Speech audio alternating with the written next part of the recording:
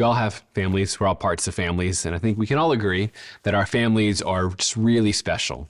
I mean that in all kinds of ways, especially after the holidays, as we've all spent a lot of time with our families probably. It's an opportunity to recognize that our families bring us a whole lot of joy and a whole lot of peace, but also a whole lot of probably chaos, a whole lot of confusion. Families have all the good and all the bad, and usually the holidays put that on display. Hear confessions a lot, and a lot of times it's just confirmed that families are both the people that we love the most and the people who it's hardest to love. The ones who know how to push our buttons, the one who know how to get under our skin, the one who know just the right thing to say to just send us over the edge. Families are a whole mess of a reality. And I think there's probably a little wisdom in the church by putting this Feast of the Holy Family right after the holidays, because this feast day shows us the importance that families have in the plan of God. Jesus could have chosen any kind of way to come into our world, but he chose to come into the reality of the family. It shows us how important it was, because to him, he wanted to be born into a family, to become part of a family.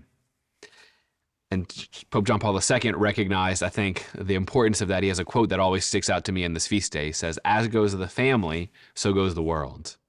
As goes the family, so goes the world. The family is the one that sets the course of human culture, of human civilization. The direction of our entire world is like going to be set by the family, because the family is the most influential reality in our lives. And I think a lot of times we can be discouraged, especially on the Feast of the Holy Family, because I think none of us would say that we have a holy family, right? We can be discouraged because our families are nothing like the family of Jesus, Mary, and Joseph. We have all kind of mess, all kind of sin, all kind of chaos, all kind of problems, all kind of conflict, and we can think, man, holy family's nice, but that is not me. I think it stems from this false idea that holiness is equated with perfection. So because my family is not perfect, that means my family is not holy. And that could not be further from the truth. Holiness does not mean perfection. Holiness does not mean we never struggle, or that we never fail, or that we never sin. And just because we're not a perfect family doesn't mean we have the capacity to be a holy family, because a real holy family is not one that never messes up. It's not one that has no struggles in their life. But a holy family is one who is simply on the journey seeking the Lord in all the struggles that they face in their life. The gospel that we hear today for this Feast of the Holy Family shows us that even the Holy Family themselves had struggles, had trials, had anxieties, right? Mary and Joseph did not see and did not understand the plan of God unfolding in their life. And if even Mary and Joseph didn't understand that and didn't see that, like, why do we get so hard on ourselves? Why can't we show ourselves a little grace for not always seeing what God is doing in our life, right? But what Mary and Joseph show us is that they never stopped searching for the Lord. They never stopped seeking God's will in their life. And even though they didn't understand, it didn't stop them from trying. When it felt like they messed up, it didn't stop them from getting back up and going again, right? Mary beautifully pondered all the things that happened to her, the good, the bad, the things that she understood and the things she didn't understand.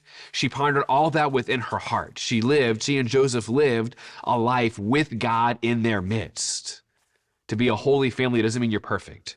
It just means you're striving to seek the will of the Lord in everything that you do. And when you fall down, you trust not in yourself, but in his mercy. You get back up and you keep going.